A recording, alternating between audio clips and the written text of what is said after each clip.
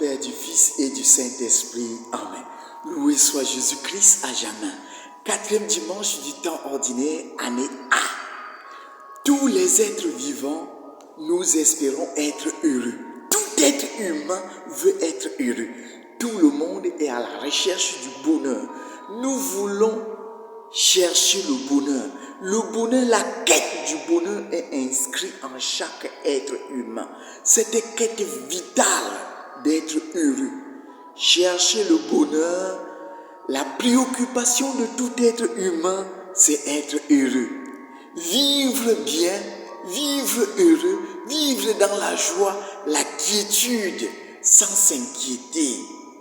La première lecture est tirée du livre de Sophonie, du prophète Sophonie, chapitre 2, verset 3, chapitre 3, verset 12 à 13.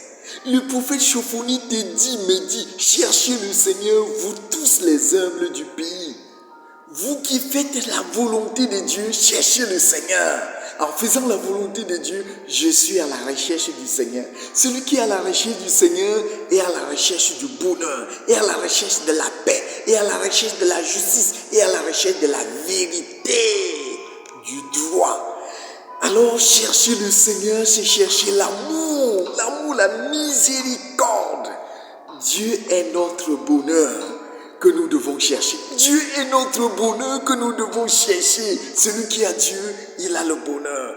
Dieu est notre bonheur que nous devons chercher. Désirer l'attitude humble. Il faut avoir l'attitude humble pour avoir le bonheur. Voilà ce que le prophète Sophonie me dit.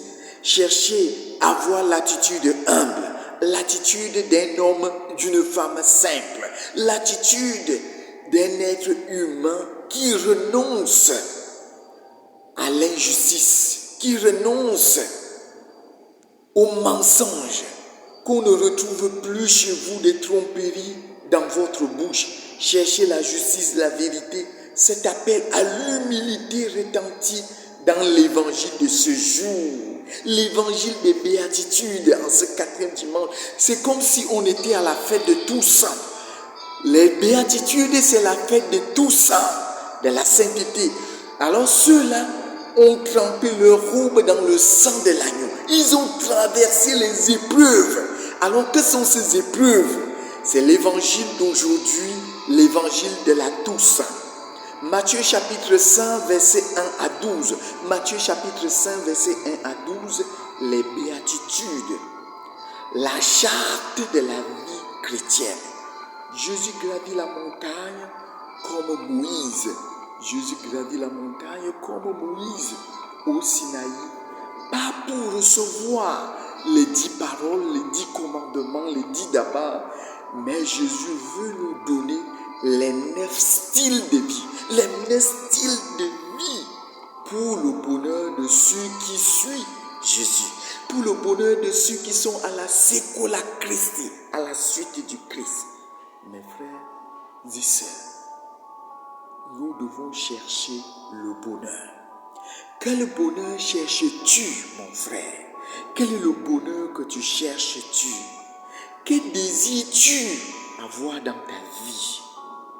Après quoi cours-tu, mon frère? Quels sont les choix que tu fais pour le bonheur? Quels sont les désirs que tu as pour ton bonheur? Qu'est-ce qui te préoccupe dans ta vie et qu'est-ce qui te passionne pour ton bonheur? Puisque tout être humain est en quête du bonheur, veut être heureux dans le monde, le bonheur ne se définit pas dans la voie. Dans le monde, le bonheur ne se définit pas par la voie. Parce que le monde définit le bonheur par la voie. Mais Dieu ne définit pas le bonheur de cette manière. Dans le monde, le bonheur se définit dans la voie, dans le plaisir, arriver à satisfaire ses rêves. Dans la logique du monde, le bonheur, être heureux, c'est l'absence de souffrance, c'est l'absence de douleur, c'est l'absence de misère. C'est ça, vivre dans le bonheur selon le monde, c'est accumuler des grands biens, c'est accumuler des biens, c'est avoir de l'argent, c'est avoir de positionnement. Voilà le bonheur terrestre. Mais ce que Jésus nous présente dans les béatitudes, c'est autrement. Schopenhauer, un philosophe, dit que derrière chaque lutte se cache un manque ressenti. Même quand nous parvenons à satisfaire nos plaisirs dans le bonheur terrestre, à satisfaire nos plaisirs, avoir le bonheur terrestre de positionnement des places, cela est éphémère, courte durée. L'argent, c'est un courte durée. L'homme n'est pas heureux sur cette terre. Selon le philosophe Schopenhauer, l'homme n'est pas heureux sur cette terre, mais passe toute sa vie à chercher le bonheur dans l'acquisition des biens éphémères. Dans l'acquisition des biens éphémères, croyant atteindre le bonheur. Croyant atteindre le bonheur dans les biens éphémères, dans l'accaparation, il accapare les biens, il accapare des voitures, des maisons, des terrains, des gros immeubles, des comptes en banque. Alors, il ne réussit pas à atteindre le bonheur. Jésus est venu nous apporter la lumière à ce sujet. Jésus est venu t'apporter la lumière à ce sujet, sur la quête du bonheur, dans la recherche du bonheur. Qu'est-ce que Jésus te dit? Qu'est-ce que Jésus me dit? Aujourd'hui, Jésus te parle du bonheur selon la pensée de Dieu. Jésus veut mettre de l'ordre. Il touche là où nous sommes sensibles. Il touche là où nous sommes sensibles. Il nous dit, la logique de Dieu n'est pas celle du monde. La sagesse de Dieu n'est pas celle du monde. Les voies de Dieu ne sont pas les voies des hommes du monde. L'analyse de Dieu n'est pas l'analyse des hommes. La perception du bonheur de Dieu n'est pas la perception des hommes. Quel est alors le bonheur selon Dieu? Le bonheur selon Dieu, ce sont les béatitudes que Jésus te présente.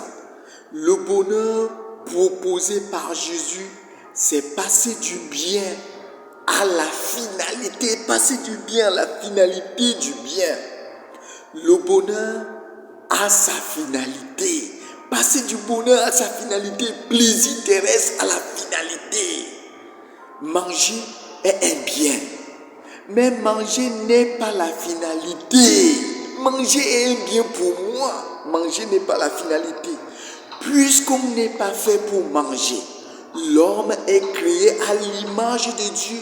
Pour que l'homme soit heureux, il a besoin de Dieu. L'homme est créé à l'image de Dieu. Pour que l'homme soit heureux, il a besoin de Dieu. Chercher le bonheur, chercher à être heureux, c'est chercher à atteindre l'image de Dieu qui est en moi. Chercher le bonheur, c'est chercher à être à l'image, atteindre l'image de Dieu qui est en moi. Que je désire le bonheur pour me sentir heureux. Si j'atteins l'image de Dieu qui est en moi, j'atteins le bonheur pour me sentir heureux. Pour me sentir heureux en Dieu. Dieu veut que l'homme soit sa béatitude. Dieu veut que l'homme soit sa béatitude. Les béatitudes, c'est ce que Dieu vit pour toi. Les béatitudes, c'est ce que Dieu vit pour toi, pour chacun d'entre nous. La grâce n'est pas contre la nature. La grâce n'est pas contre la nature. La grâce est surnaturelle. Elle prend la nature là où elle est finie. La grâce prend la nature là où la nature est finie. Là où tous tes plaisirs sont finis, c'est là où la grâce te prend. Pour t'amener à la finalité de ce que pour toi tu es fait pour être, pour devenir. Pour l'élever à la finalité, Dieu veut qu'on parvienne à la finalité de notre existence. Dieu veut qu'on parvienne à la finalité de notre existence. notre existence, notre image de Dieu qui est en moi. La finalité, c'est être en Dieu.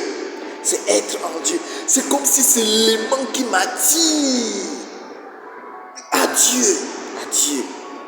Dieu veut qu'on parvienne à la finalité qui est lui-même. Le bonheur selon Dieu pour nous, proposé par Jésus, ce sont les béatitudes. Heureux, André Chouraki. André Chouraki définit le bonheur et définit le mot heureux, qui veut dire debout en hébreu, debout, en marche, en route. Secouer la crise vers la sainteté, debout vers la sainteté, en marche vers la sainteté, en route vers la sainteté. Jésus te dit, heureux les pauvres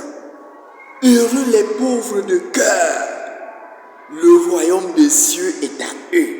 Toi qui es pauvre, debout, en marche, en mouvement, la secouer la crise, suivez Jésus parce qu'il est le premier pauvre. Pourquoi?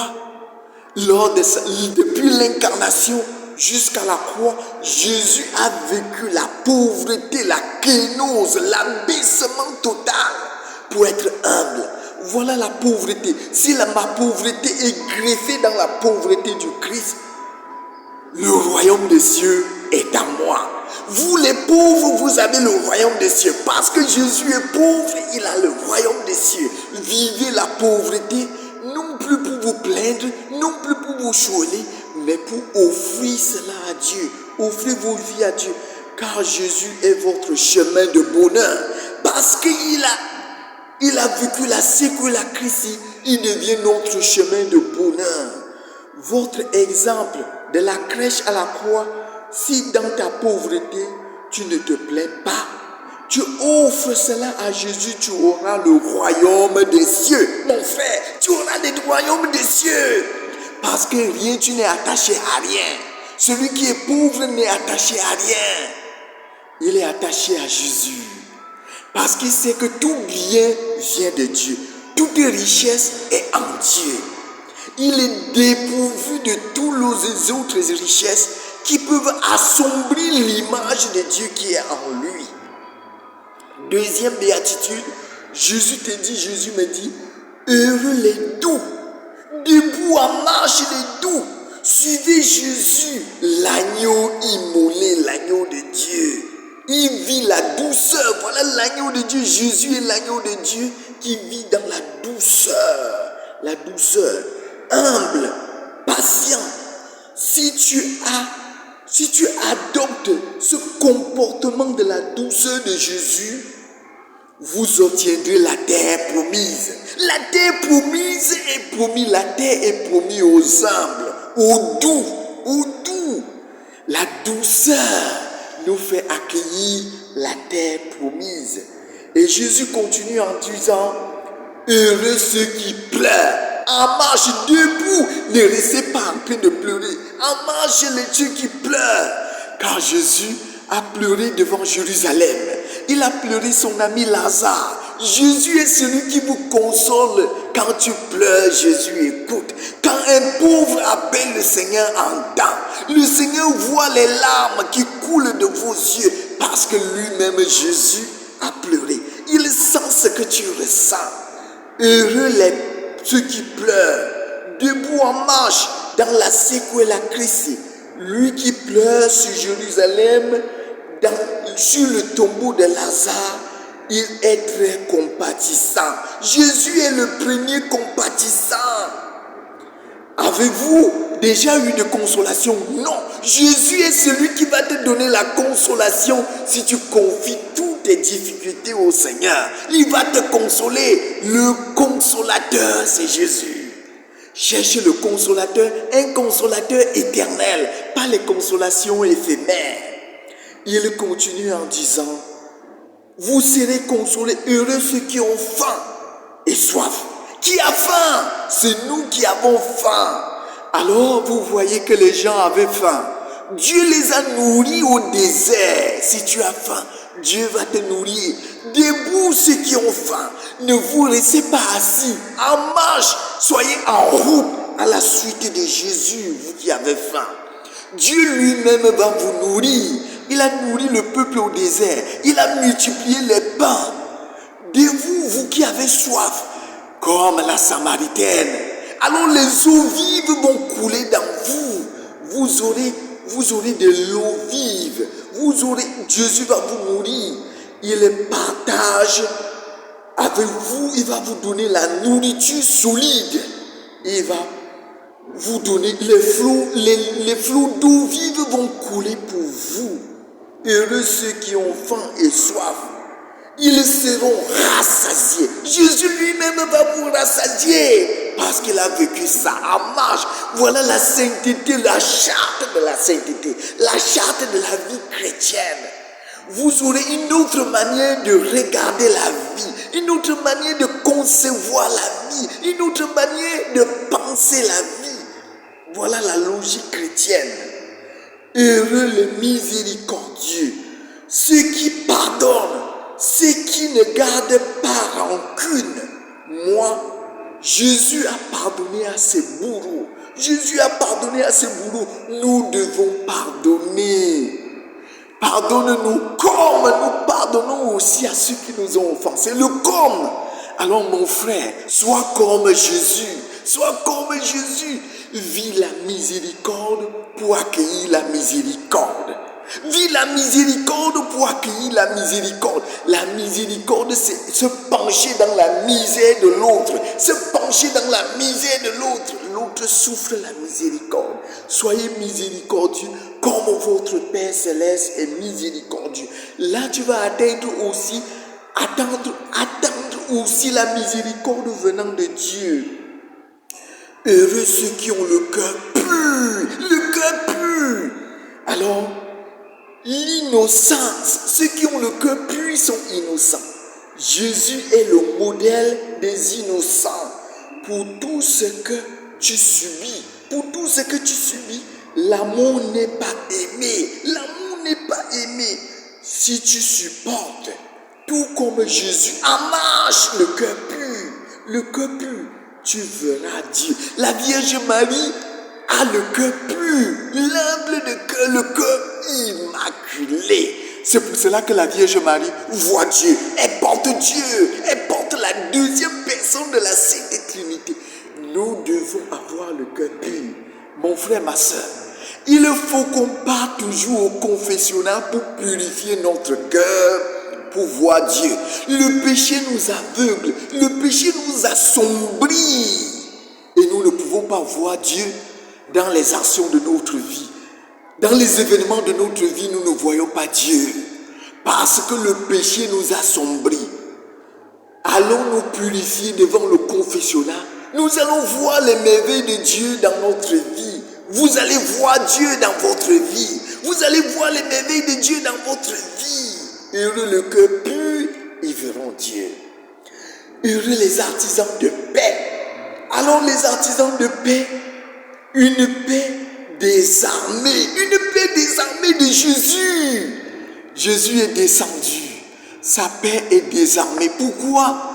Parce que à la crèche, il n'a pas défendu que Dieu n'est pas venu pour se défendre que je dois être accouché à l'hôtel. Je dois être accouché dans un grand hôpital. On l'a accouché où? On l'a déposé à la crèche. Il n'avait pas de défense. Une paix désarmée. On voulait le tuer. Et l'ange a dit à Joseph de prendre Marie et l'enfant de fuir en Égypte. C'est une paix désarmée, mon frère, ma soeur. Tu n'as pas à te défendre. Laisse Dieu défendre la vie qu'il t'a donnée. C'est Dieu qui t'a donné la vie. Laisse-lui défendre ta vie. Une paix désarmée, une paix désarmante. Qu'est-ce que Jésus a fait devant les soldats? Il a dit à Pierre, remets ton épée dans ton fourreau. Voilà la paix désarmante. Il a désarmé Pierre. Il a dit, laisse faire. Alors Jésus nous montre une paix. Même si toi tu dis que tu as raison, laisse mon frère. Il faut confier les choses à Dieu. Seul Dieu est juge. Ne prends pas la place de Dieu pour juger, pour condamner. laissez Dieu juger, laissez Dieu condamner. Alors, mon frère, ma soeur, les artisans de paix sont des fils de Dieu. Jésus est fils de Dieu. Quand tu vis comme Jésus, tu deviens fils de Dieu. Nous sommes fils dans le Fils par la grâce du baptême. Vivons en artisans de paix. Vivons en artisans d'amour et en artisans de paix. Ceux qui vivent dans la paix, la justice. J'ai raison. Que Dieu soit ta sécurité. Ne dis pas que j'ai raison. Que Dieu devienne ta sécurité. Que Dieu t'apporte la sécurité. Ton dossier n'avance pas. Alors que Dieu t'aide là-dedans dans le travail que tu fais. Que le Seigneur soit ta force. Tu es fils de Dieu, protégé par ton Père, protégé par Dieu lui-même. Que l'Esprit de Dieu nous habite. Heureux ceux qui ont le cœur pur, ils verront Dieu. Alors le dernier béatitude vraiment devient maintenant les béatitudes. Heureux les persécutés de la justice, le royaume des cieux est à vous. Les deux dernières béatitudes. Jésus tourne son regard vers ses disciples et les dit, heureux ceux qu'on insulte, ceux qu'on persécute, on calomnie à cause de Jésus. Réjouissez-vous. Jésus vous dit de vous réjouir. Soyez dans l'allégresse, car votre récompense sera grande dans les cieux. Oui, Seigneur, ta récompense sera grande dans les cieux, mon frère, ma soeur. Toi qui pleures, toi qu'on calomnie, parce que tu es catéchiste, parce que tu vas à l'église, parce que tu vis selon les vertus chrétiennes. On te calomnie. Tu veux te montrer chrétien plus que qui? Tu veux te montrer religieux plus que qui? Alors mon frère, si on te calomnie à cause de ta foi, heureux seras-tu, ton nom est inscrit au ciel. Parce que c'est ainsi qu'on a calomnié ton maître. Si on te calomnie comme on a calomnié ton maître, là mon frère, tu reçois en toi-même des mérites. Des mérites. Que le Seigneur nous donne des mérites grâce à ce que nous souffrons selon notre foi. Que Dieu vous bénisse et vous garde. Que vous vivez selon les béatitudes que le Seigneur vous donne aujourd'hui. Les béatitudes, les 9 béatitudes, les 9 bonheurs, les 9 chemins de bonheur, les 9 moyens pour atteindre le bonheur. La charte de la vie chrétienne. Loué soit Jésus-Christ à jamais.